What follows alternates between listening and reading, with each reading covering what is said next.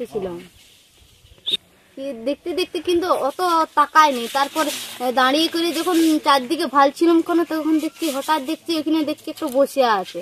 তখন দাঁড়িয়ে ভালতেছিলাম, বলছি দেখি জিনিসটা কি বটে। কিন্তু তারপরে যখন স্থিরই ছিল, অনেকক্ষণ স্থিরই ছিল, তারপর যখন হঠাৎ যখন দেখলাম যে নেজটা লাড়ছে, তখন মনটাই কেমন হয়ে গেল সেই রকম। সেই তখনই অজ্ঞান হয়ে গেলাম। আমার দিকে কটকট করে তাকিয়েছিল, তখন ভয়ে আর কি করবে।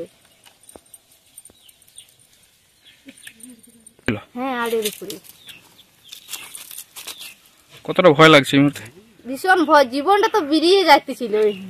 এই এসে করে আমাকে গিলে খাইল। জীবনে কি প্রথম এই বাঘ দেখলেন? হ্যাঁ, প্রথমে। না না, কখনো ভাবেছিলাম না। শুনানি হচ্ছে তো যে বাঘ বিরাইছে বাঘ বিরাইছে, ওই করে ভয়ে ভয়ে গেছিলাম ক্ষেতের তলা টানতে, যে হঠাৎ যে এইরকম হয়ে যাবে বলে সেটা ভাবতে পারছিলাম না। যে আমার নিজের কাকিমা আর কি 50 মিটার দূরে যে জমিন আছে, তার সেই জমিনে গেছিলাম তলা টানতে আর কি, ঠিক আছে। দিয়ে পরে সে দেখে বাঘ।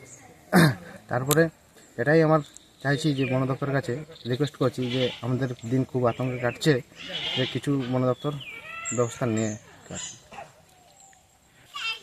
এইভাবে যদি বাঘ বেরোতে থাকে আর কি, তাহলে আমাদের দিন খুবই আতঙ্ক চলছে।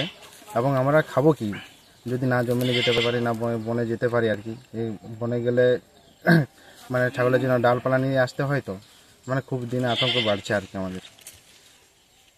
যে বাঘ কামড়াবে আমরা নিজেও বুঝতে পারছি না, তাহলে কি আমাকে বাঘের পেটে যাব? 50 মিটার দূরে বাড়ি লাগা একটা ক্ষেত আছে, সেখানে গেছিল 50 মিটার দূরে। সেরকমই তো বোঝা যাচ্ছে। এই এলাকায় কি ও থাকে?